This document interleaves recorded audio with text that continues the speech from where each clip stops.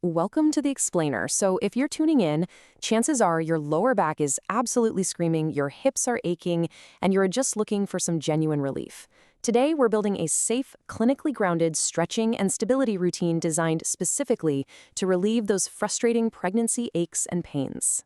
It's a question we hear all the time, right? Why on earth does something as simple as getting out of bed or grabbing a laundry basket suddenly hurt so much? Trust me, if you're feeling this, it is entirely real. Today, we're going to dig into the exact anatomical and hormonal reasons behind these everyday struggles, and much more importantly, what you can do to fix them.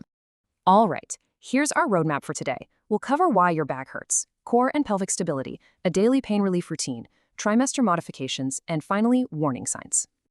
Section 1, Why Your Back Hurts. Let's start right at the physiological root causes of why your spine and pelvis are under so much stress right now.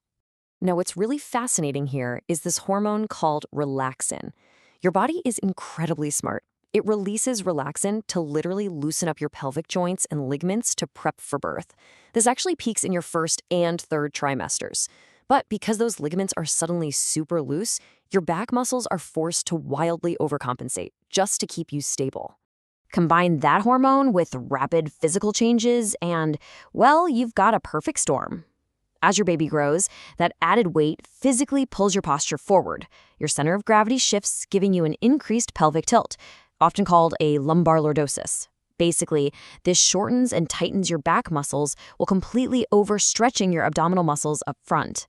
72%.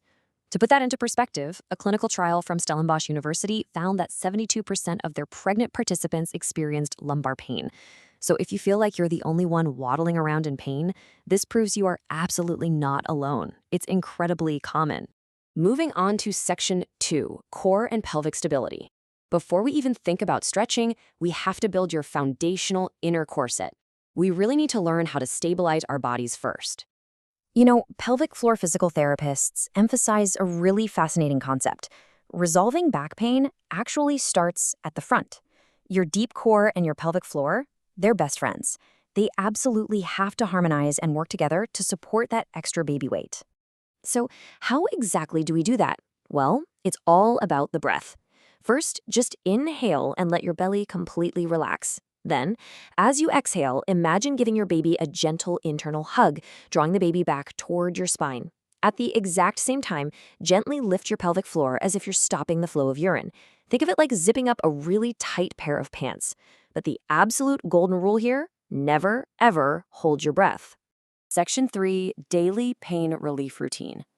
Okay, now that we've got that deep core stability locked in, let's explore 3 active daily stretches to basically lubricate your joints and ease that tension.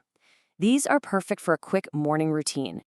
Our first stretch is the pelvic tilt. If you're in your first or second trimester, you can totally do this lying down flat on your back. If you're further along, no problem, just do it seated on a therapy ball or a sturdy chair. Honestly, even the tiniest pain-free pelvic tilts act like WD-40 for your stiff joints.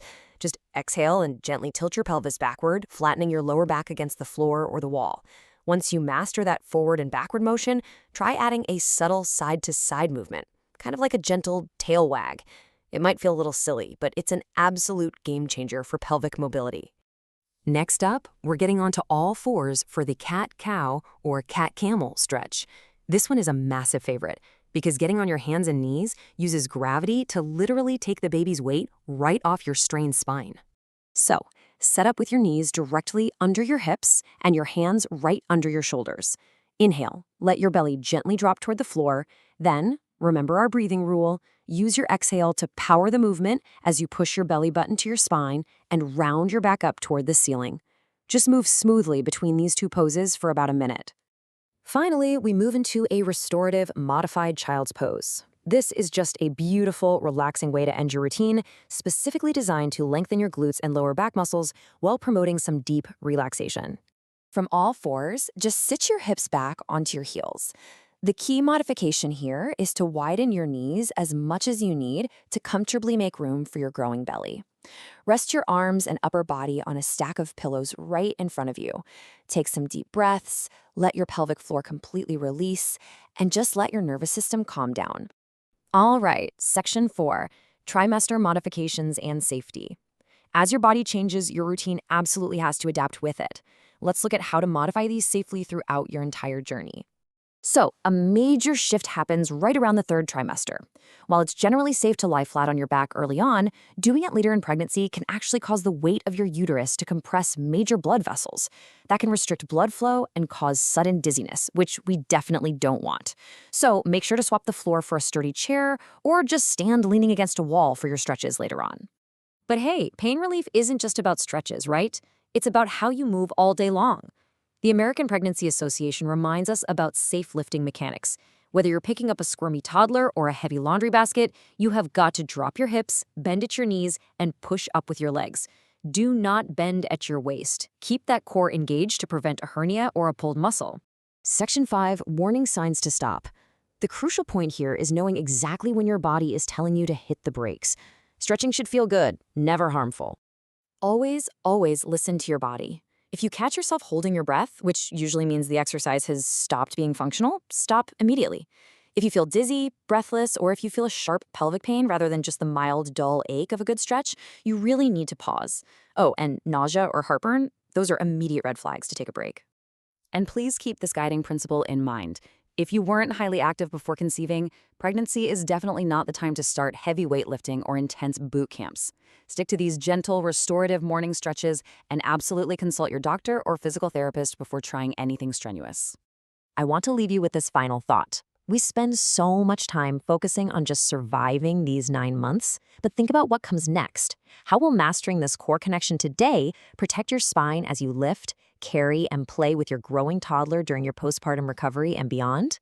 Thank you so much for joining me on this explainer. Now go give that back some well-deserved relief and keep building that inner strength for the years to come.